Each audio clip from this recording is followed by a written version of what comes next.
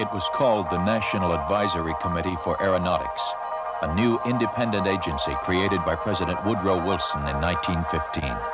Its job, make the United States a world leader in the field of aeronautics.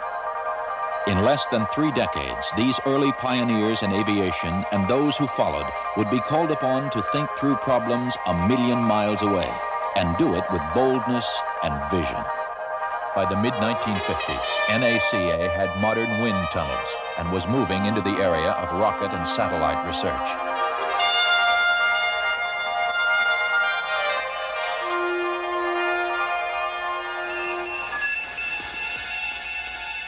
Then on October 7, 1957, the U.S. and the rest of the world were greeted by the sounds of Sputnik 1. The Soviet Union had placed the first artificial satellite into orbit.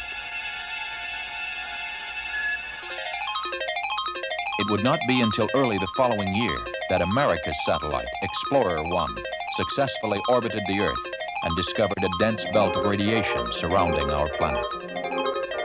Who would have believed at this early stage that we would one day move outward from the thin ribbon of Earth's atmosphere to the very edge of our solar system and beyond? Project Mercury, the country's first manned spaceflight program, was given the go-ahead just 1 week after NASA was formed on October 1st, 1958. Seven test pilots were selected to become astronauts. Donald K. Deke Slayton, Alan B. Shepard,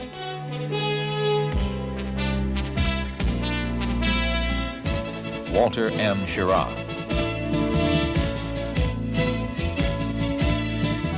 Virgil I. Gus Grissom, John H. Glenn, Jr., Leroy Gordon Cooper, and Malcolm Scott Carpenter. The 7 new astronauts spent months and months undergoing rigorous testing and training.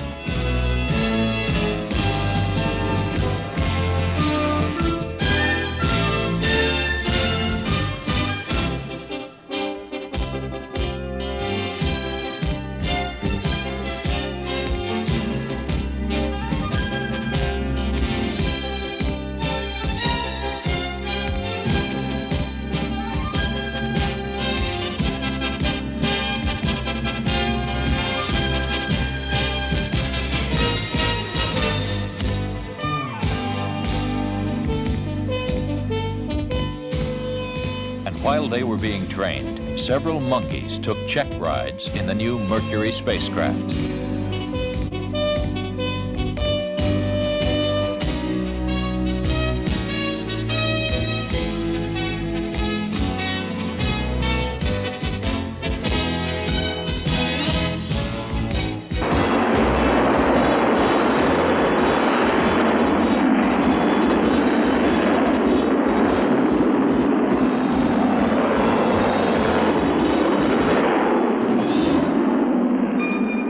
Meanwhile, the orbiting of unmanned satellites became more and more commonplace. And weather watchers like Tyros found a permanent place in our daily lives by improving weather forecasting capabilities.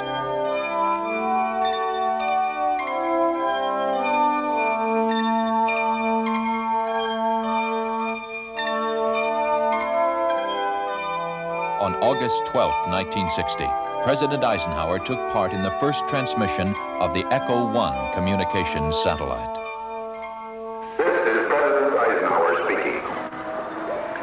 It is a great personal satisfaction to participate in this first experiment in communications involving the use of the satellite balloon known as Echo. On May 5, 1961, astronaut Alan B. Shepard made America's first suborbital flight. Project Mercury was underway.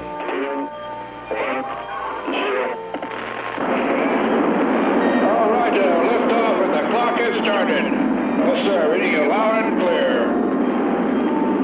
This is Freedom 7.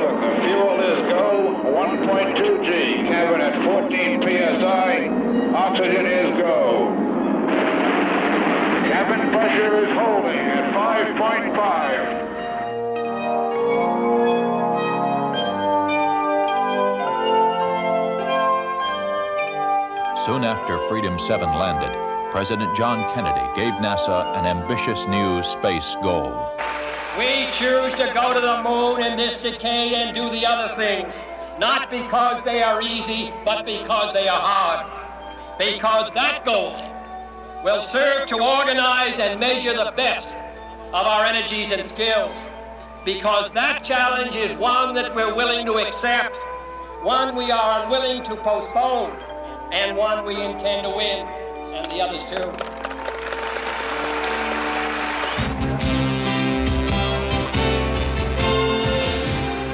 After Alan Shepard and Gus Grissom's test flights, 4 other American astronauts orbited the Earth in Mercury spacecraft, starting with John Glenn.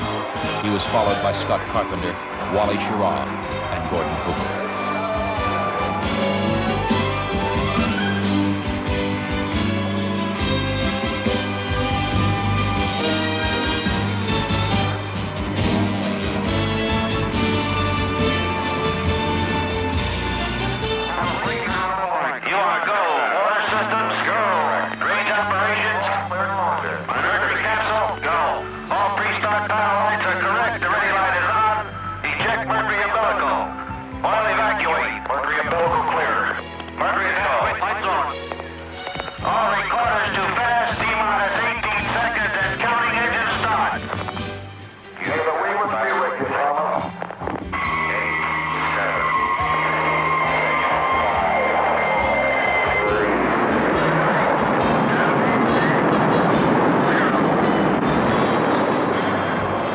As NASA geared up to respond to the lunar commitment, it became clear that new management techniques for handling far-flung systems manufacture and final integration would have to be developed. Clear also was the fact that state-of-the-art electronics and computers would be pushed to the limit. Unknowns about the moon were numerous. Such things as whether an astronaut would sink into dust over his head were a real concern. Lunar impact studies like these were carried out in an attempt to learn. Researchers fired projectiles simulating meteors hitting the moon into sand-like and rocky materials, and then measured how much material was thrown out by the impact.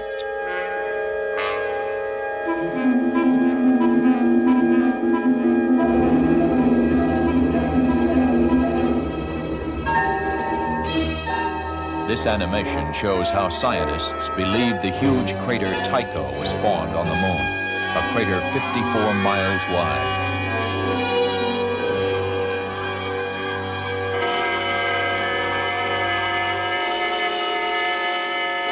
A series of picture-taking Ranger spacecraft slammed into the moon.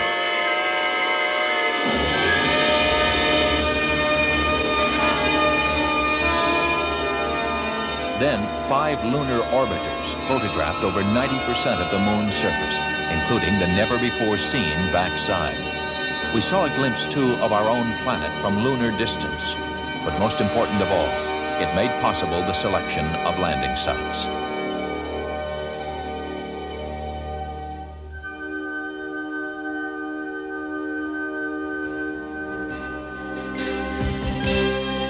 Six Surveyor spacecraft made soft landings on the moon over a 2-year period.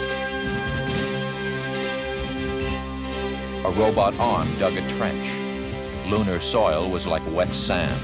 Men and equipment could safely land there.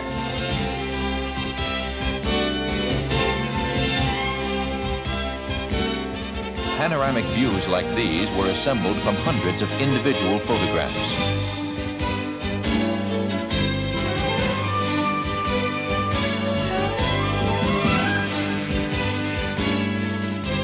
Communications via satellite exploded into a whole new industry. That first live intercontinental transmission by Telstar 1 was just the start. La chansonnette à Brest-les-Pins. Relay, designed to transmit television, telephone, and high-speed data. Syncom with Olympic coverage from Tokyo, and Early Bird 1. All were follow-ons to previous research and development. 5, 4, 3, 2, 1, take it. Because of the following special one-hour broadcast, programs previously scheduled at this time will not be seen. Since rendezvous, docking, and having astronauts work outside the spacecraft were critical to lunar missions, NASA began Project Gemini. Using the Mercury capsule as a model, the Gemini spacecraft was enlarged to hold a two-man crew. Gemini would provide design answers for the upcoming Project Apollo. And who could ever forget that spectacular first walk in space made by astronaut Ed White?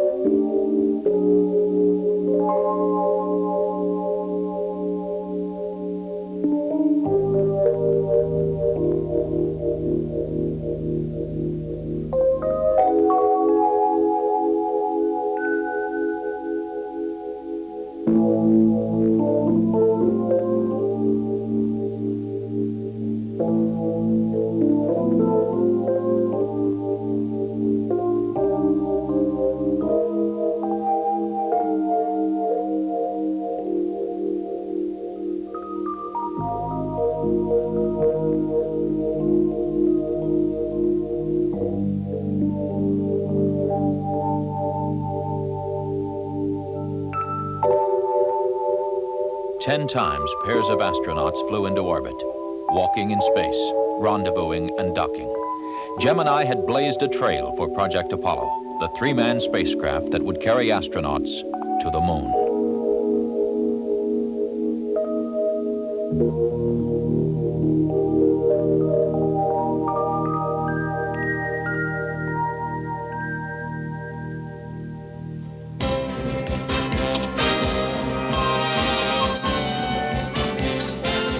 More than 8 years were poured into designing, building, testing, and preparing astronauts, rockets, and spacecraft for the first lunar landing.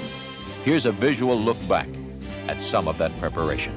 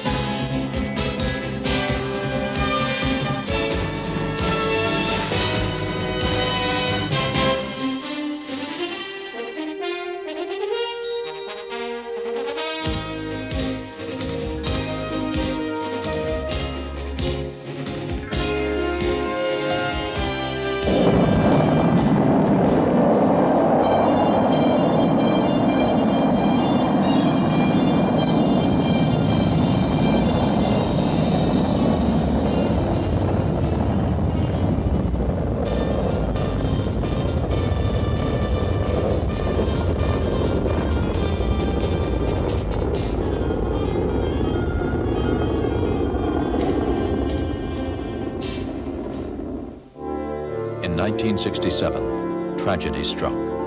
The nation mourned the loss of the crew that would have flown the Apollo spacecraft on its maiden voyage. Astronauts Gus Grissom, Ed White, and Roger Chaffee died in a flash fire as they were conducting pre-flight tests on the launch pad. The manned flight schedule was delayed 18 months as the command module underwent redesign.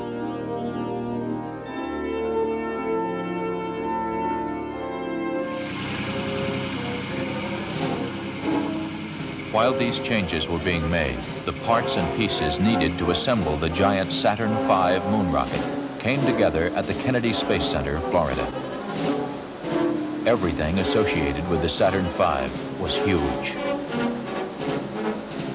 The rocket itself, the building where it was assembled, and the crawler transporter that carried it to the launch pad. The fully loaded Apollo Saturn V was 363 feet tall. Its main engines alone generated 160 million horsepower. and its fuel pumps pushed fuel to the engines with the force of 30 diesel locomotives. As Saturn V lifted off Launch Complex 39 for the first time, it weighed more than 2,800 tons.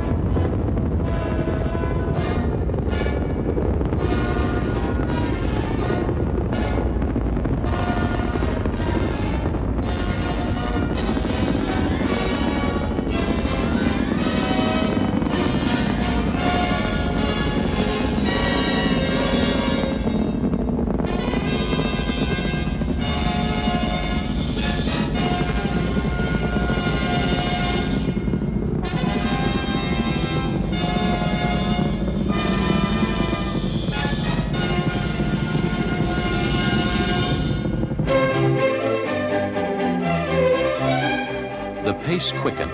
Starting with Apollo 8, every Saturn V launched had a three-man crew.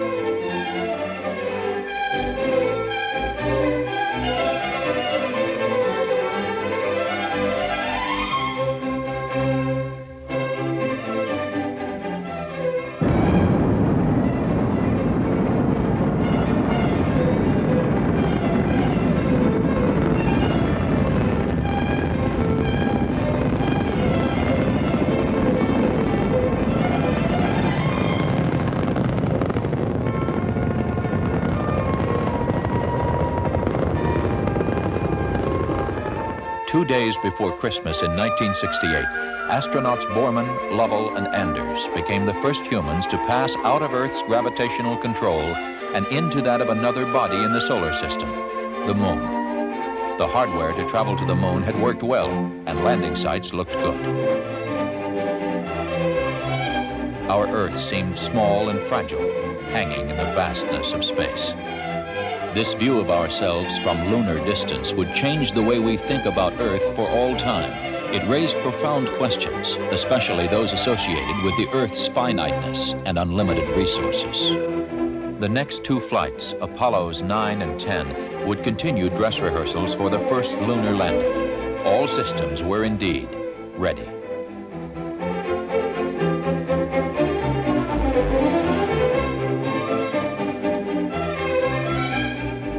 Astronauts Neil Armstrong, Edwin Aldrin, and Michael Collins would make the historic journey. Next stop, Tranquility Base. 2, 1, 0. All engine running. Liftoff. We have a liftoff. 32 minutes past the hour. Liftoff on Apollo 11. Tower cleared. We got a roll program. Neil Armstrong reporting the roll and pitch program, which puts Apollo 11 on a proper heading.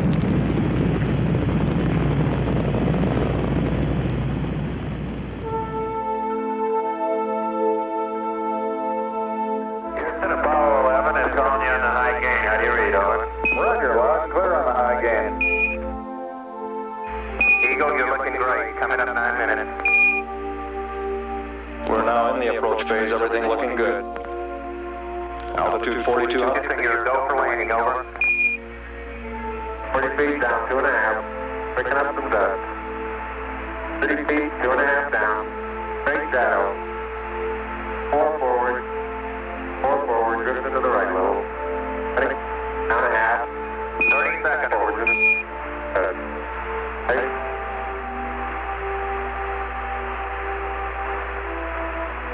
Contact light. Tranquility Base here. The Eagle has landed. That's one small step for man, one giant leap for mankind.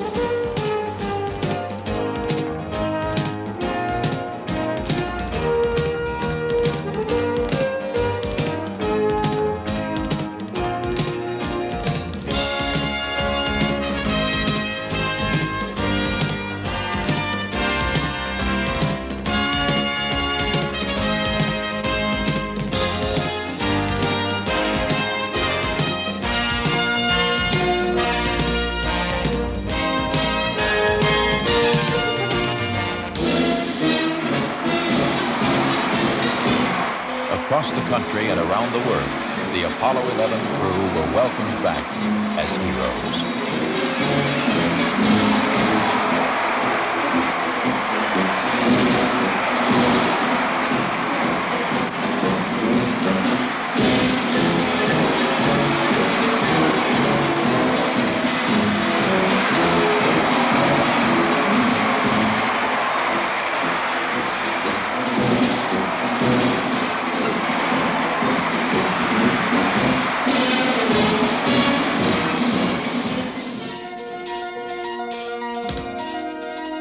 Meanwhile, more than 100 scientists from here and abroad began intensive studies of the lunar samples.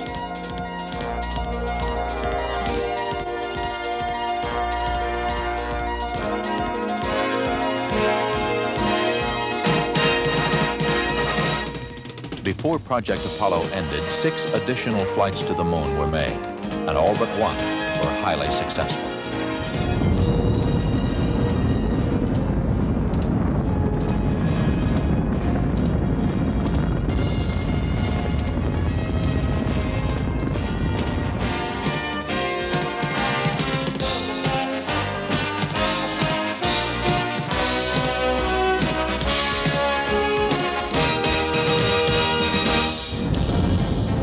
Skylab was the next manned spaceflight. Launched first was a 2-story orbital workshop.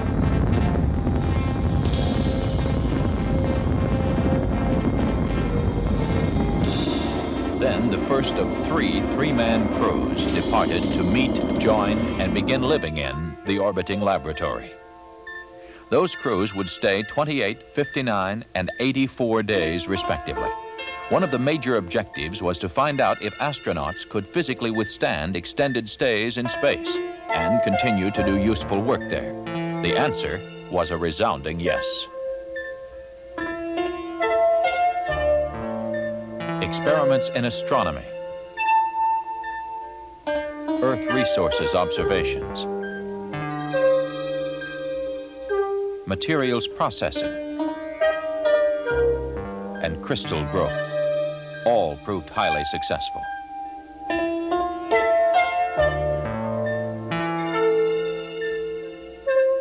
Then ASTP, Apollo-Soyuz Test Project, a joint endeavor between the Soviet Union and the United States. The mission called for a mutual docking and crew exchange to develop the necessary equipment for international space rescues.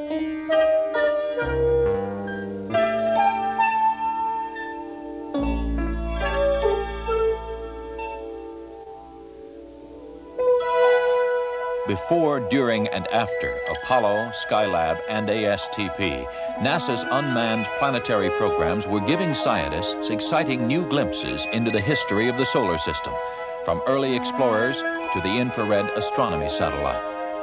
7 Mariner spacecraft flew by the planets Mars, Venus, and Mercury, sending back a stream of pictures and data.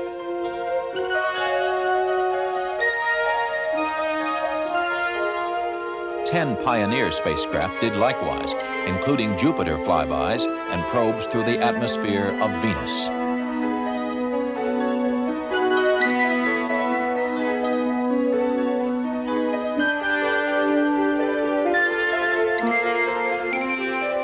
Pioneer 10 became the first man-made object to leave the solar system.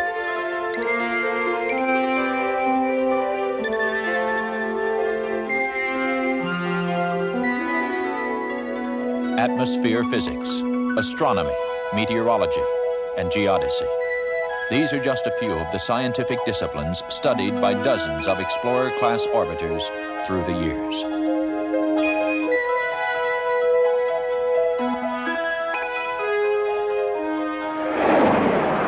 Hundreds of sounding rockets have probed the atmosphere above where balloons are effective, but below the area that satellites fly.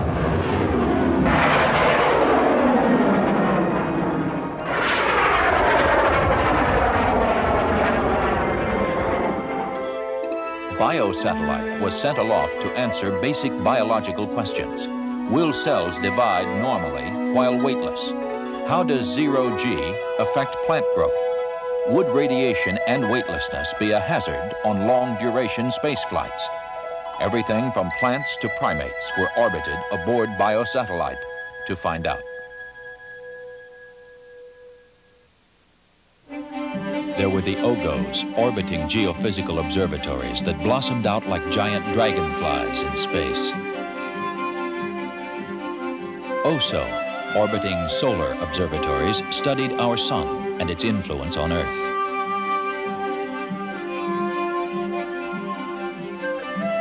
In the last 25 years, our orbiting astronomical observatories have radically changed our view of the universe.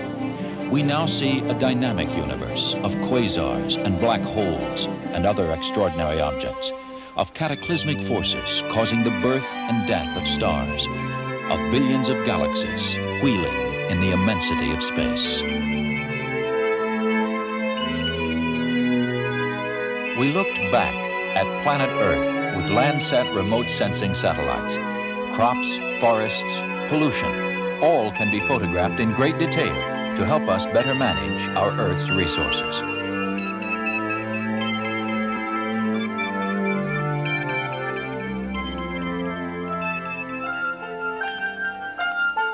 The Viking program was a systematic effort to investigate the planet Mars. 2 separately launched Viking spacecraft, made up of a pair of orbiters that would photograph from above the planet, and twin landers built to descend to the Martian surface, spent 11 months and 420 million miles traveling to the mysterious red planet. The lander's robot arm conducted chemical and biological tests on the soil in a search for life forms. Martian weather and seismic reports were also sent back routinely. Cameras began returning pictures, thousands of pictures.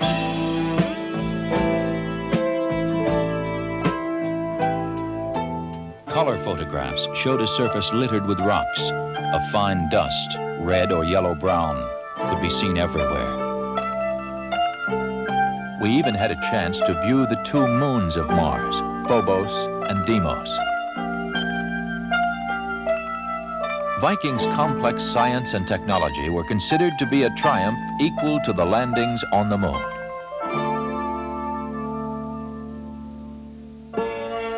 Two unmanned Voyager spacecraft carried a record with the sights and sounds of Earth, just in case they encounter a cosmic neighbor along the way. Their interplanetary journey was designed to take them past Jupiter and Saturn, and eventually one Voyager was to pass close to Uranus and Neptune. Voyager's sensors recorded Jupiter's intricate weather patterns and detected massive lightning bolts in its churning cloud tops. It took 40 minutes for a signal from Voyager passing Jupiter to be received by mission controllers at the Jet Propulsion Laboratory, so the spacecraft had to be essentially automatic. Voyager also took a good look at Jupiter's largest moons. There's Io with its active volcanoes. Europa. Ganymede, the largest moon, appears to be a mixture of rock and ice. And Callisto, probably the oldest of the 4.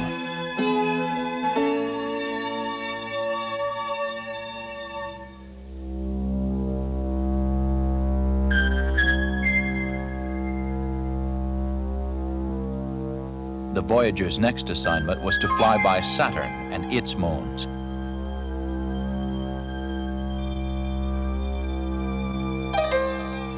Saturn's vast ring system is made up of many small particles that orbit the huge planet in wave-like patterns. Its atmosphere is buffeted by a strong jet stream that blows eastward at 1,200 miles per hour. Voyager detected the hottest gases ever observed in the solar system, up to 1 billion degrees Fahrenheit.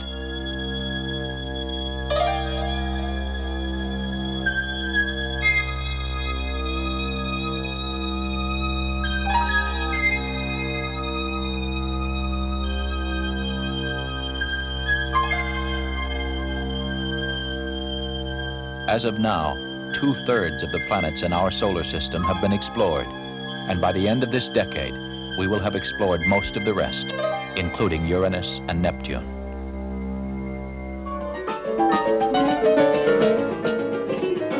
Through the years, the single most constant in NASA has been, is now, and continues to be its aeronautical research.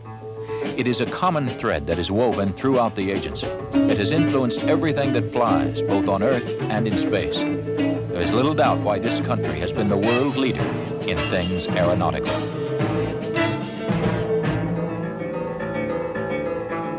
Here are some of the goals of the program. Make aircraft more energy efficient. Fly higher, faster, and farther on less fuel. Lower pollution. Systematic improvement of engine components. Reduce weight through use of light but very strong composite materials.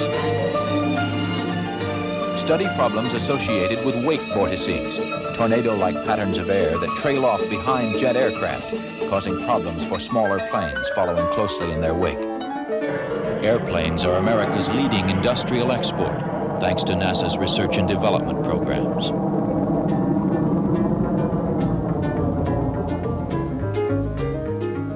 Since there are some 200,000 general aviation aircraft in this country, NASA research is also improving this class of airplanes. Crashworthiness and stall spin studies are good examples.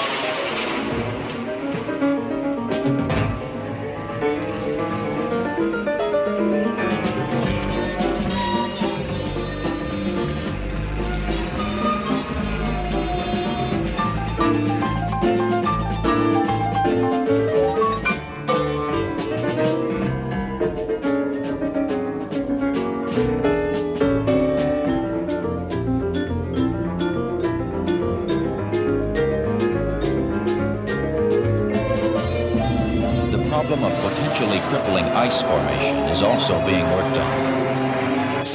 The heart of this research is a unique refrigerated test tunnel capable of simulating the icing conditions an aircraft is likely to encounter. Once a test has been run, newly developed computer codes are used to evaluate the results.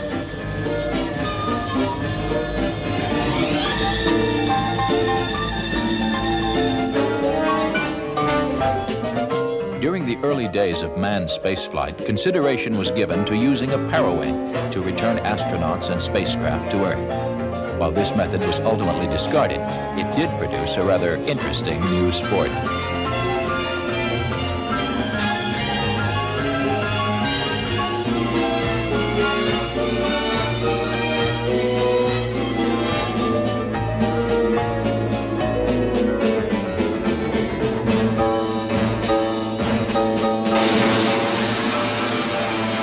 There has been extensive work done on planes that take off and land vertically.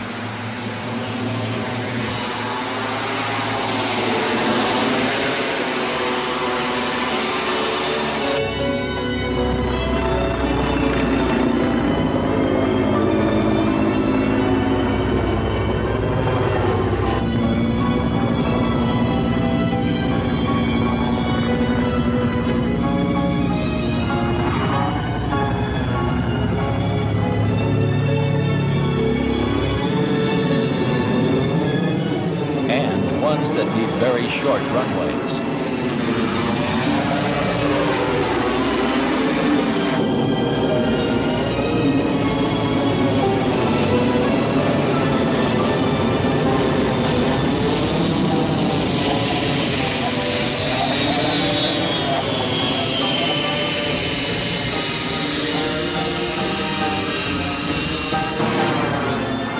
Hybrids that are combinations of airplane and helicopter.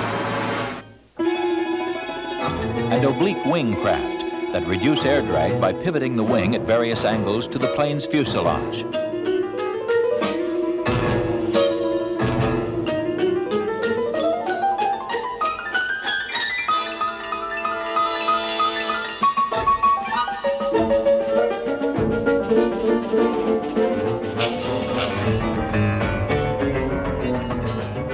The expertise used to make airplane propellers better has also been applied to powerful wind turbine electric generators, including some of the largest in the world.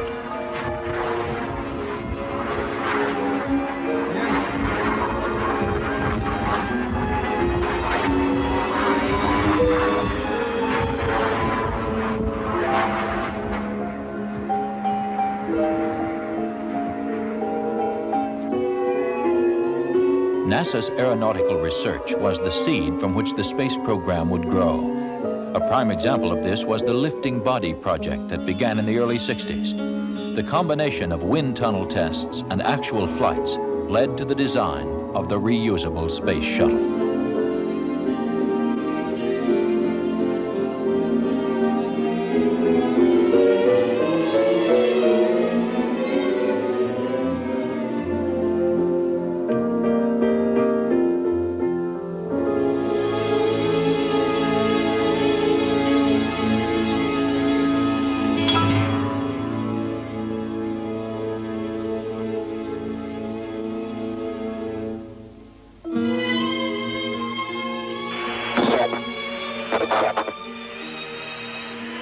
When the design and wind tunnel work was complete, a series of approach and landing tests were scheduled.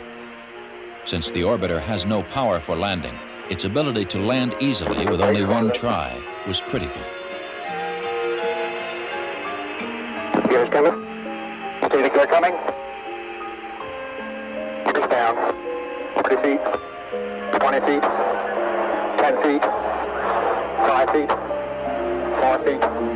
2 feet, 1 foot, down. The Enterprise's near-perfect landings gave final proof that the shuttle orbiter was a flyable, landable craft.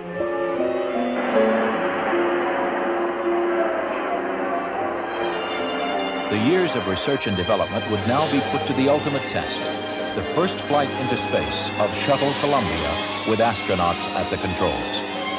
There was an air of excitement as the brand new shuttle moved from its processing facility at the Kennedy Space Center to the vehicle assembly building, where it would be mated with rockets and fuel tank and rolled out to the launch pad. Never before had a new spacecraft been flown this way.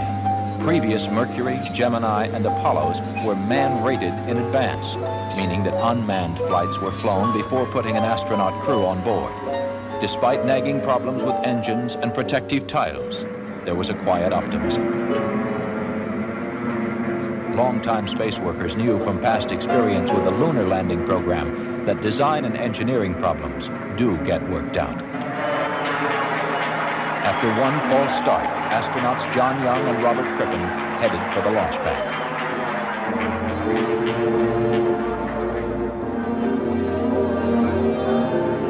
30 seconds.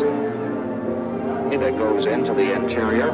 And the astronauts are Columbia's maiden flight would be brief, just 54 and a half hours, 36 orbits, and return to Earth. But it signaled the beginning of a reusable space transportation system. To ensure that everything is in the proper place. 10, 9, 8, 7, 6, 5, 4. We've gone for main engine start. We have.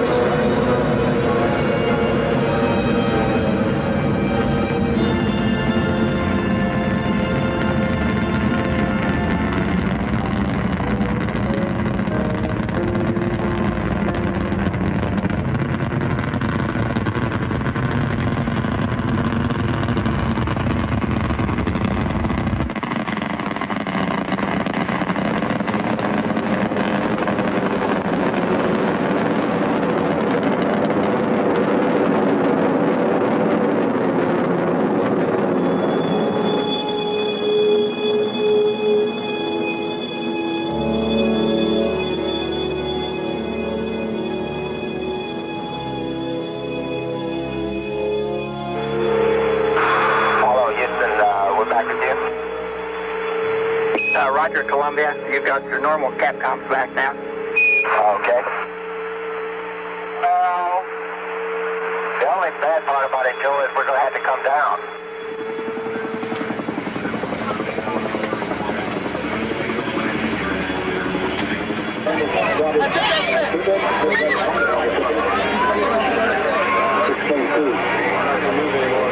Three, two, one, down. 5, 4, 3, down. Look at the sand! Look at the sand!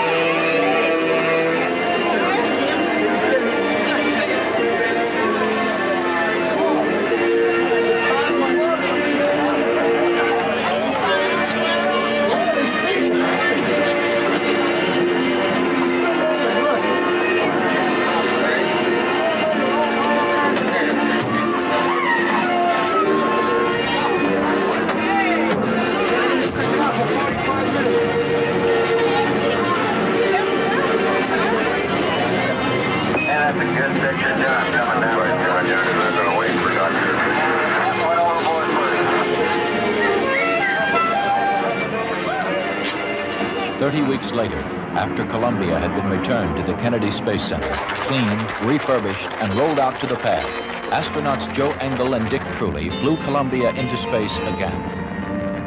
While an imaging radar system mapped distant Earth, the crew made a critical test of a Canadian-developed mechanical arm that would later place payloads into and out of orbit. Okay, we copy. Thank you. Looks like it's a little cloudy out here, Sally. It's a good thing the Sir AC did that. And we can hear it crank up on the board. Okay, stand by. Okay, we see fan A on, and we'd like you to take Bravo.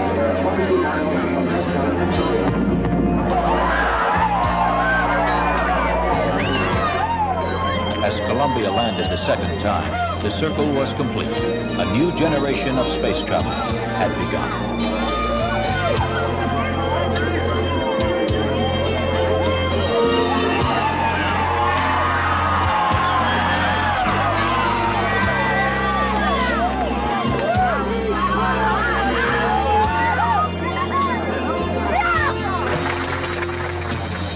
When Space Shuttle 3 left the launch pad, it carried an experiment prepared by 18-year-old Todd Nelson of Rose Creek, Minnesota.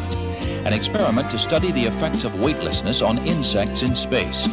It's called the Shuttle Student Involvement Project and includes NASA, the National Science Teachers Association, and industry sponsors who help transform winning proposals into flight experiments. Since this first flight, young people in high schools around the country have developed and flown a variety of experiments, ranging from medical projects to the study of zero gravity on an ant colony. They are setting an example for others who may be encouraged to pursue careers in science and engineering, something that ultimately can be translated into technological leadership for the U.S. 12 weeks passed.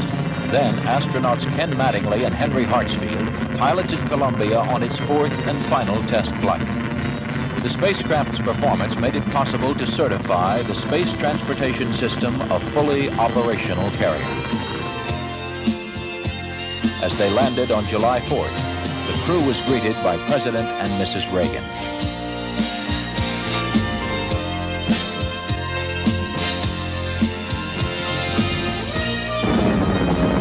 Space Shuttle 5, the first operational flight. 2 commercial communications satellites were hauled into orbit, one for satellite business systems and one for Telesat of Canada. Their deployment was a complete success. If you got it, you don't have it, obviously. I got it. Space Shuttle 6 was the second operational mission and Flight 1 for Challenger, this country's newest spacecraft. After launching a 5,000-pound tracking and data relay satellite from the payload bay, mission specialist astronauts Story Musgrave and Donald Peterson became the first Americans in 9 years to walk in space. Practice needed for satellite repair work. For my massive article, rotate around and get it on the right side. Yeah. Big caddy up here where it says tape on the left-hand door. Yeah. Mission 7 carried a crew of 5 into space, including America's first woman astronaut, Sally Ride. Main engine start. Main engine start. And ignition. And liftoff. Liftoff of STS-7 and America's first woman astronaut. And the shuttle has cleared the tower.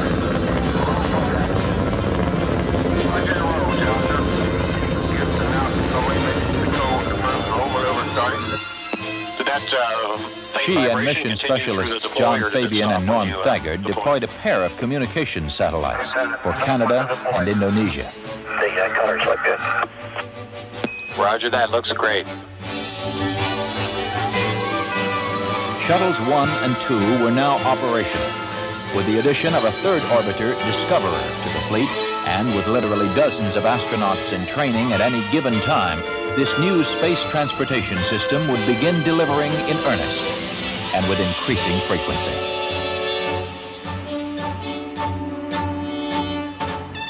Opening a new era in science is Spacelab, where scientists from around the world work together in a unique international research center aboard NASA's space shuttle.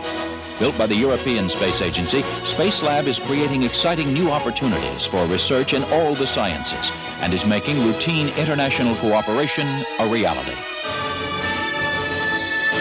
Looking farther ahead, there's the Space Telescope that will expand our vision almost to the edge of the universe.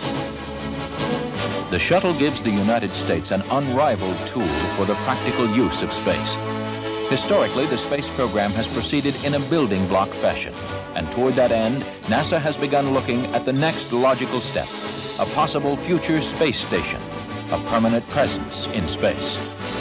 The station would serve as a scientific and technological laboratory, as well as an operations base from which satellites could be serviced and large structures assembled. One of the highest priorities is to develop a clear understanding of a station's proper role in the total space program, so that if and when it is proposed for development, the station will be a truly significant national asset, one that would ensure continued American preeminence in space. The space program in general and the shuttle program in particular have gone a long way to help our country recapture its spirit of vitality and confidence. The pioneer spirit still flourishes in America. In the future, as in the past, our freedom, independence, and national well-being will be tied to new achievements, new discoveries, and pushing back new frontiers. We must look aggressively to the future by demonstrating the potential of the shuttle and establishing a more permanent presence in space. The 25th anniversary of NASA. To a casual observer, NASA is identified by launch vehicles and spacecraft and airplanes and wind tunnels. But it is the people behind it all who are really important.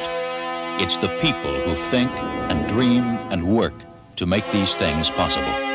That is the true measure of NASA's strength and its successes. And it is to the next generation of space pioneers, the youth of the world, that this program is dedicated.